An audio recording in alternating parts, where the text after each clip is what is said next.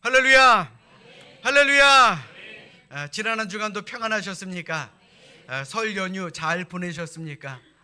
저도 잘 보내고 왔습니다. 올해는 눈이 너무 많이 와가지고 못 가신 분들도 계시다라 그러는데 어찌됐든 간에 새해는 밝았고요. 또 새로운 하루는 시작이 되었습니다. 그리고 2월 첫 번째 주일도 밝았습니다. 설 연휴도 끝났고 이제 일상으로 복귀하게 되었죠. 어떤 분이 이런 말씀 하시더라고요. 목사님 큰일 났습니다. 이제 추석까지는 연휴가 없을 겁니다. 근데 연휴가 길어도 그거 힘들더라고요.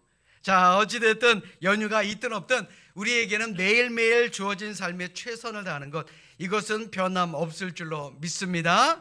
자, 우리 옆에 있는 분들과 이렇게 인사합니다. 이제 새로운 시작입니다. 최선을 다합시다. 자, 다시 한번 인사합니다. 더 행복한 일들 가득하시길 바랍니다. 그래, 우리 작년부터 시작해서 힘든 일 참 많았습니다. 아직까지도 힘들고요. 그러나 그럼에도 우리 다시 시작할 수 있음에 감사하시고 우리 이번 한 주간도 평안하게 또 근심 걱정 없는 우리 모두가 될 수 있기를 주님의 이름으로 축원합니다. 한 부흥에서 강사님이 이런 말씀을 하셨습니다. 예수 믿는 사람들 중에는 더하기 빼기 나누기 곱하기 성도가 있다라고요. 그게 무슨 말인가 궁금히 들어보니까 이 더하기 성도는 그 사람만 거기에 가면 늘어난다는 거예요. 모든 늘어난다는 겁니다.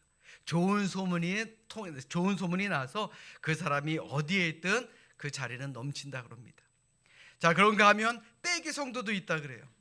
그 사람만 일을 맡으면, 단체를 맡으면 늘어나는 건 고사하고 줄어든다 그래요. 여러분들 얘기 아니에요. 걱정하지 마세요.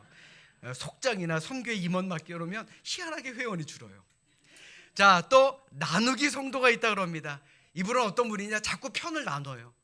내가 좋아하는 사람이 있으면 이쪽 가서 편 먹고, 내가 좋아하는 사람이 있으면 이쪽 가서 편 먹고, 옮겨가는 곳마다 틈을 그렇게 낸다라 그럽니다. 분열을 만들고 나누는 분이 있다라는 거예요.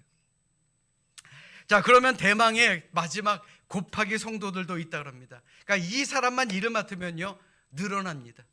일이 느는 거는 좋은 일은 아니지만 그래도 그분이 거기 가면 일이 늘어난다는 거예요. 사람도 늘어나고 일도 늘어나고 할 수 있는 일들도 많아지고 어디를 가든 그 자리가 고비되는 그런 성도들도 있다라고 말씀하시더라고요. 자, 그렇다면 여러분들은 어떤 성도입니까? 더하기하고 곱하기만 있는 줄로 믿습니다. 우리 교회는. 자, 빼기 나누기 어떻습니까? 이건 모두 우리 모두의 이야기 아닙니까? 그런데 여러분들 잘 들으십시오. 빼기 성도나 나누기 성도 나름대로의 열정은 있는 사람들입니다. 열정이 없으면요 나누지도 못하고 빼지도 못합니다. 열정이 있기 때문에 나누고 뺄 수 있는 것 아니겠습니까?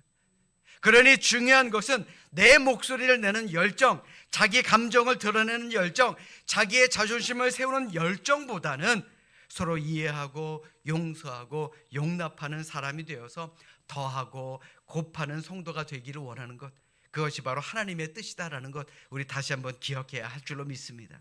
그러니 이번 한 주간도 여러분들 정말 더하고 곱하는 성도가 될 수 있기를 주님의 이름으로 축원합니다.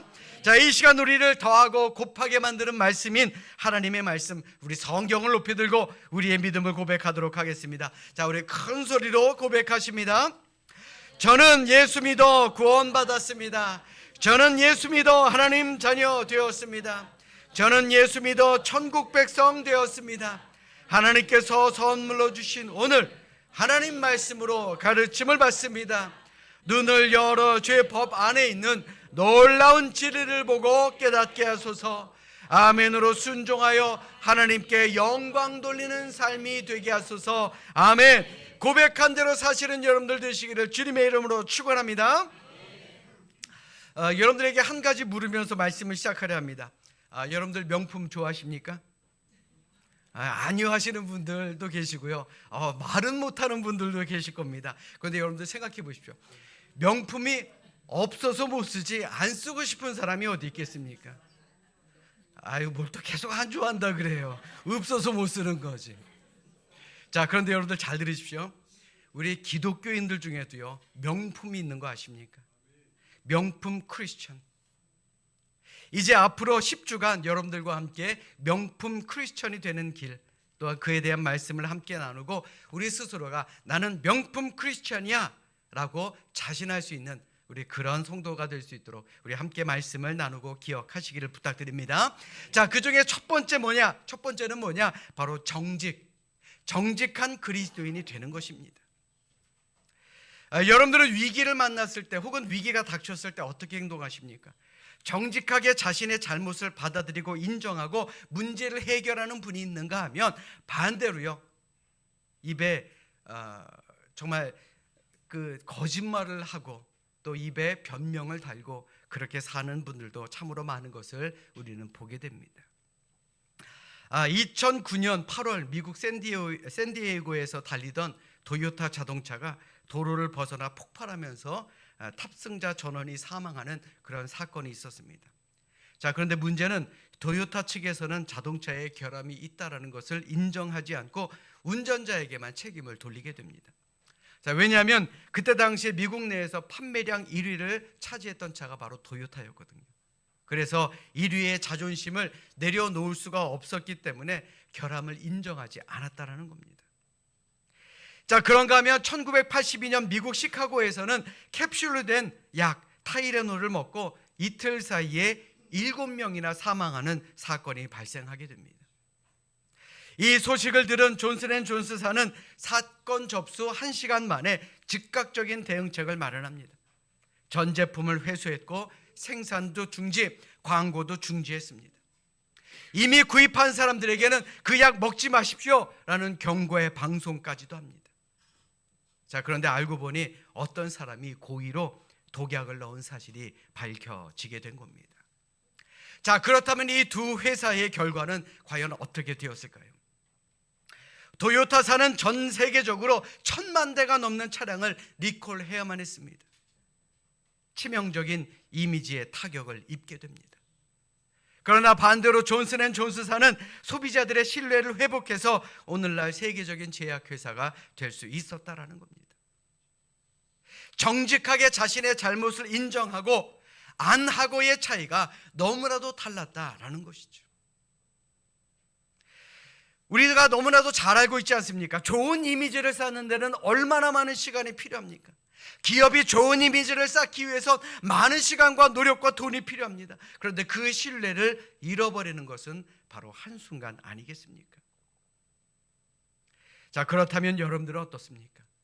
여러분들은 늘 정직하게 살아가기 위해서 얼마나 노력하며 살아가십니까? 예수 믿는 사람이라고 한다면, 예수 믿는 그리스도인이라고 한다면 당연히 정직하기 위해 노력해야 하는 것입니다. 아니, 정직해야만 합니다. 왜냐하면 정직은 하나님의 뜻이며 하나님의 성품이기도 하기 때문에 그렇습니다. 시편 119편 137절의 말씀을 개역 한글 성경으로 보면 이랍니다. 여호와여, 주는 의로우시고 주의 판단은 정직하시니이다. 하나님이 정직한 분이에요. 하나님이 정직한 분이니 우리가 하나님의 형상을 따라 지음받은 사람이니 우리도 정직하게 살아야 한다라는 겁니다. 우리 스스로에게 한번 물어봅시다. 여러분은 정직한 사람들입니까? 감사합니다. 일부 때와는 반응이 너무 달라요. 자, 우리가 정직해야 되는 이유는 성경 여러 곳에서 발견할 수 있습니다. 성경에 나온 정직해야 되는 이유를 한 4가지로 추려보면 첫 번째는 하나님은 정직한 자를 기뻐하시기 때문에 그렇습니다. 그래서 우리가 정직해야 되는 겁니다. 잠언 15장 8절의 말씀 보십시오. 악인의 제사는 여호와께서 미워하셔도 정직한 자의 기도는 그가 기뻐하시느니라. 아멘. 정직한 자를 하나님은 기뻐하신다는 거예요. 자, 두 번째로 정직은 성도의 의무이기 때문에 그렇습니다. 고린도후서 13장 7절에서 사도 바울은 이렇게 말합니다. 우리가 하나님께서 너희로 악을 조금도 행하지 않게 하시기를 구하노니 이는 우리가 옳은 자임을 나타내고자 함이 아니라 오직 우리는 버리운 자 같을지라도 너희로 선을 행하게 하고자 함이라. 정직하게 행하는 것이 우리 그리스도인들의 의무라는 것입니다. 또한 세 번째는요, 정직하다라는 것은 하나님께 영광을 돌리는 일이 되기도 하고 또 믿지 않는 사람들에게 하나님을 증거하는 수단이 되기도 때문에 그렇습니다. 베드로전서 2장 12절에 사도 바울은 이렇게 말합니다. 너희가 이방인 중에서 행실을 선하게 가져 너희를 악행한다고 비방하는 자들로 하여금 너희 선한 일을 보고 오시는 날에 하나님께 영광을 돌리게 하려 함이라. 아멘. 우리의 행실을 본다 그랬어요. 그러니 정직해야 한다라는 겁니다. 우리가 정직하면 하나님을 알지 못하는 이방인들도 하나님께 찾아와 하나님께 영광을 돌린다라는 말씀입니다. 그러니 우리가 정직하게 사는 것이 얼마나 중요한 일이냐라는 겁니다. 여러분들 전도 열심히 하십니까? 왜 반응이 이렇습니까?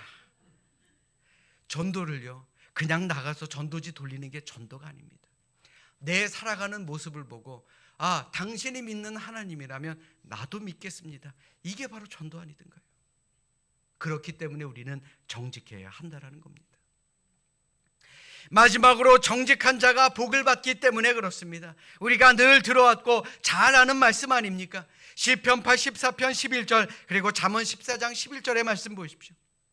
여호와께서 은혜와 영화를 주시며 정직게 행하는 자에게 좋은 것을 아끼지 아니하실 것임이니이다. 잠언의 말씀에 보시면 악한 자의 집은 망하겠고 정직한 자의 장막은 흥하리라. 그러므로 정직하게만 살아도 우리는 많은 복을 받을 수가 있다라는 겁니다. 믿으시면 아멘. 아멘.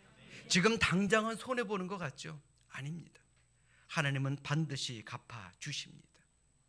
그러므로 우리가 정직하게 살아야 되는 이유는 이 정직이야말로 하나님이 원하시는 삶의 모습이며 우리가 명품 크리스찬이 되는 방법이기 때문에 그렇습니다. 믿으시면 아멘. 아멘.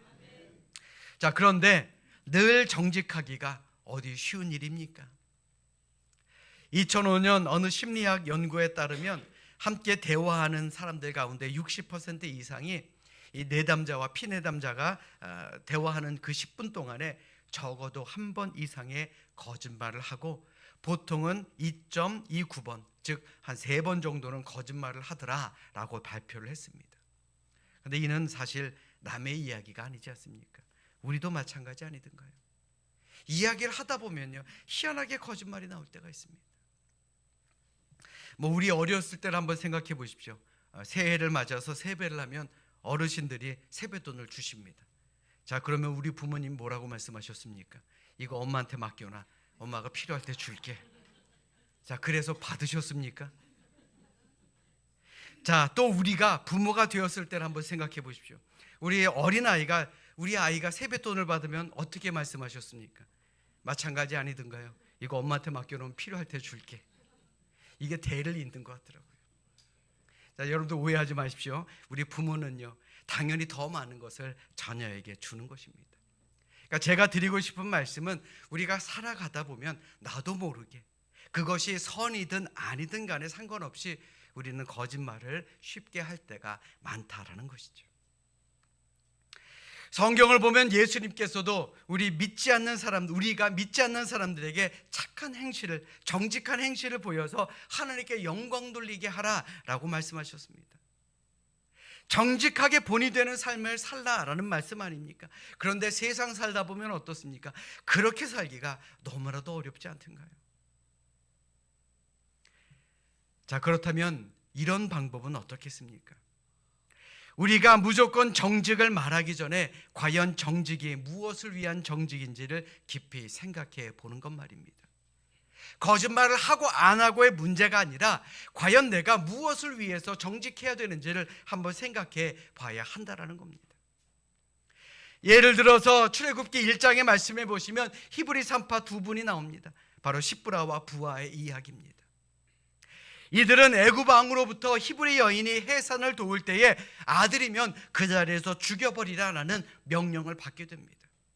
자, 그런데 시브라와 부하는 어떻게 합니까? 애굽 왕보다 하나님을 두려워했습니다. 그래서 남자 아기들을 살렸습니다. 왜 남자 아기들을 살렸느냐라는 왕의 질문에 그들이 뭐라고 대답합니까? 산파가 바로에게 대답하되 히브리 여인은 애굽 여인과 같지 아니하고 건장하여 산파가 그들에게 이르기 전에 해산하였더이다 하매. 이거 거짓말 아닙니까? 사실 거짓말이죠. 그런데 우리는 어떻게 평가합니까? 이분들은 하나님을 두려워할 줄 알았던 사람이다 라고 평가하지 않습니까? 그래서 영국의 성서 주석가 매튜 헨리는 이를 거룩한 불복종이라고 표현합니다. 하나님을 두려워하기 때문에 세상 사람들의 명령에 거짓말이라도 하는 것, 이것이 바로 거룩한 불복종이다라는 겁니다. 그는 그의 책에서 이렇게 말합니다. 만약 인간의 명령이 어느 모로나 하나님의 명령에 위배된다면 우리는 인간의 명령에 복종할 것이 아니라 하나님의 명령에 복종해야 한다는 점을 명심해야 한다라고 말입니다.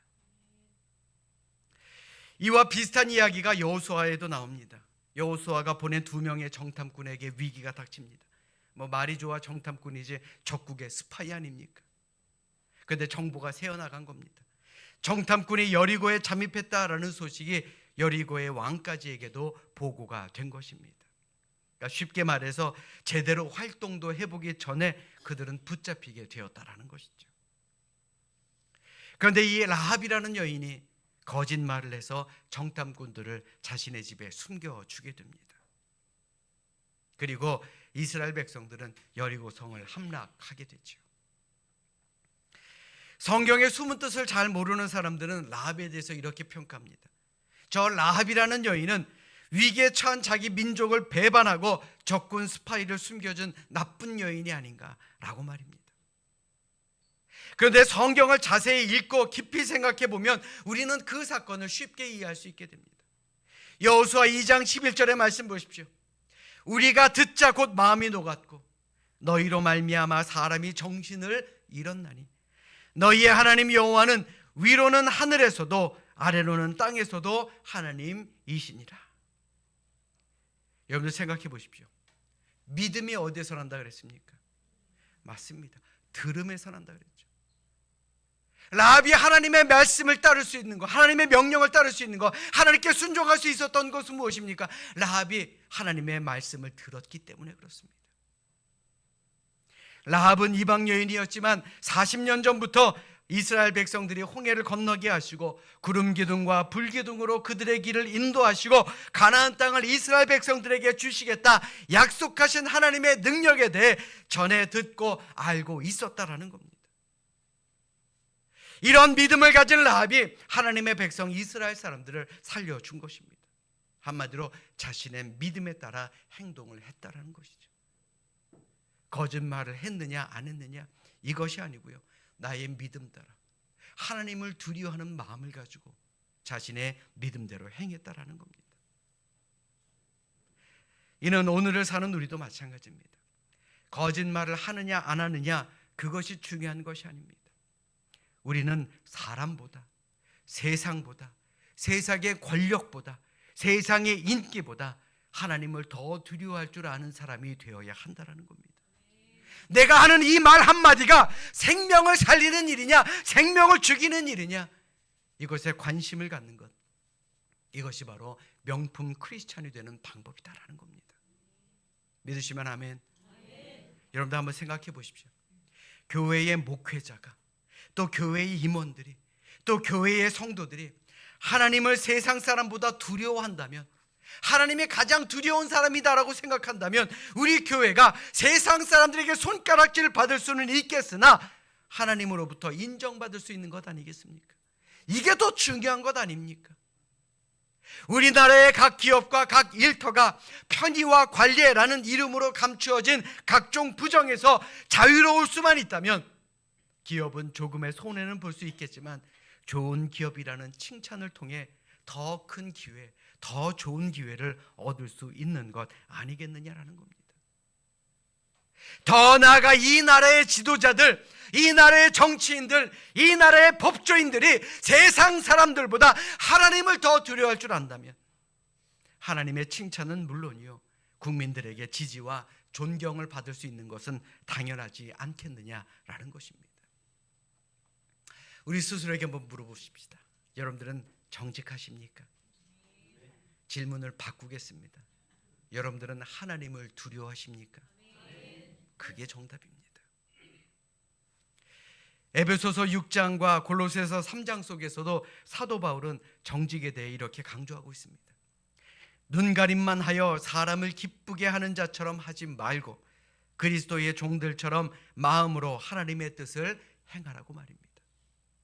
또 골로새서 3장 22절의 말씀에 보시면 종들아 모든 일에 육신의 상전들에게 순종하되 사람을 기쁘게 하는 자와 같이 눈가림만 하지 말고 오직 주를 두려워하여 성실한 마음으로 하라.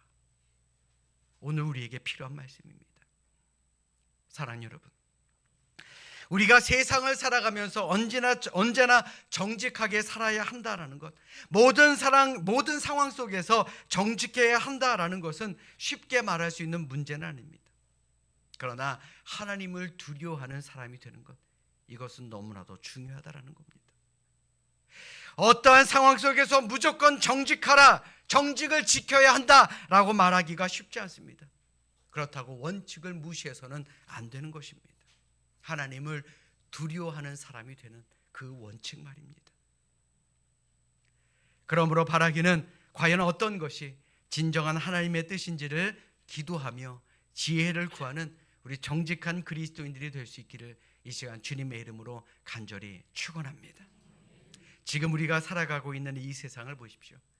다른 사람에게 피해를 주고 다른 사람들을 아프게 만들고 다른 사람들 눈에서 눈물을 뽑아내고 다른 사람의 땀을 가로채는 것, 그러한 거짓으로 가득 찬 그런 세상을 우리가 살아가고 있습니다. 이렇듯 거짓된 세상에서 우리가 이 세상에서 승리하며 살아가기 위해서는, 명품 크리스천이 되기 위해서는 지금보다 더 진실한 사람이 되어야 하는 것입니다. 세상 사람들도요, 우리 그리스도인들이 정직한 사람이 되어야 된다라는 것은 너무나도 잘 알고 있습니다. 그런데 우리 기독교인들이 더 진실해야 되는데 그렇지 못하기 때문에 세상 사람들에게 손가락질 그리고 비난을 받는 것은 아닙니까? 사실 악인이라고 해서 모두 벌을 받고 사는 것 아닙니다. 성경에도 보면 악인의 형통을 부러워하지 말라라고 말했습니다. 이 말은 반대로 말하면 악인도 형통할 수 있다라는 그 반증 아니겠습니까? 때로는 악인의 형통을 부러워할 때도 있습니다. 그럼에도 불구하고 우리 그리스도인들은 그러한 사람들을 부러워해서는 안 되는 것입니다. 더군다나 이들을 따라 살아도 안 되는 것입니다. 하나님을 두려워하는 마음으로, 하나님의 말씀에 순종하는 마음으로 그렇게 사는 것이 진짜 그리스도인의 모습이다라는 것, 우리는 다시 한번 기억해야 할 줄로 믿습니다. 자, 우리 옆에 있는 분들 한번 바라보십시오. 자, 진실한 그리스도인처럼 보이십니까? 아유, 아멘이 크십니다. 맞습니다. 우리는 하나님을 두려워하는 진실한 크리스천이 되어야 할 줄로 믿습니다. 아멘. 자, 그리고 정직의 또 다른 면이 있습니다.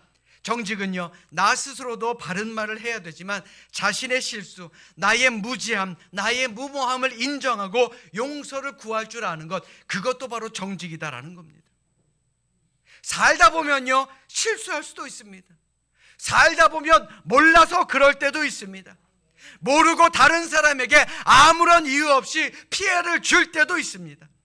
우리 살다 보면 그럴 때 왜 없습니까? 그런데 그럴 때에도 자신의 잘못을 인정하고 용서를 구하는 것, 그것이 바로 정직이다라는 겁니다.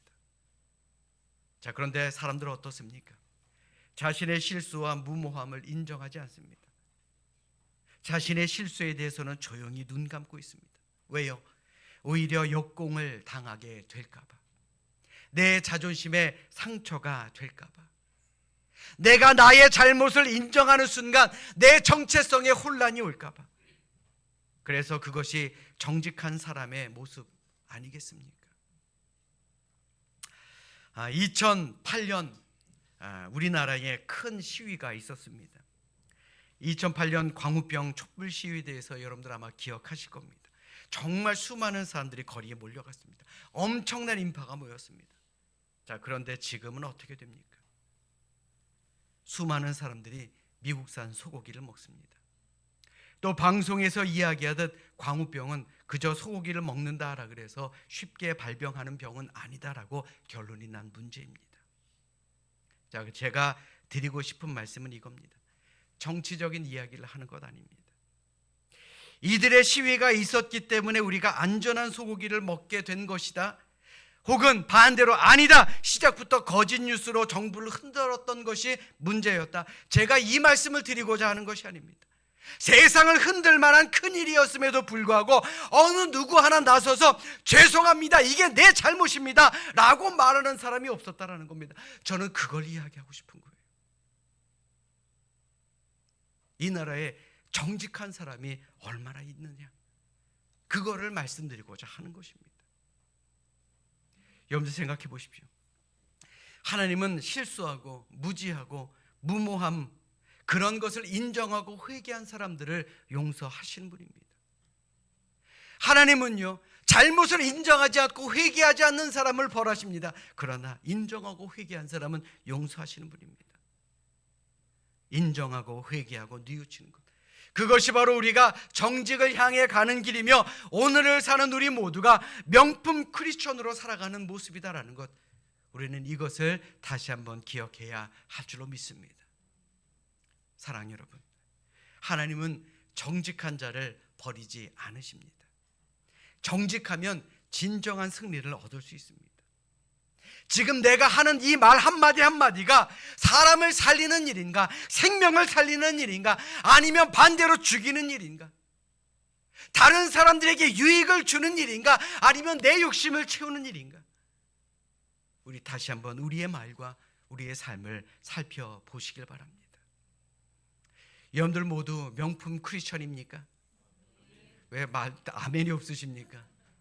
그렇다면 여러분들은 모두 명품 크리스천이 되기를 원하십니까? 그렇다면 하나님을 두려워하시면 됩니다. 이 시간 진정으로 바라기는 우리의 모든 삶의 영역에서 하나님과 사람 앞에서 부끄럽지 않고 우리 스스로 정직하기 위해서 최선을 다하는 우리 진짜 명품 크리스천이 될 수 있기를 이 시간 주님의 이름으로 간절히 축원합니다.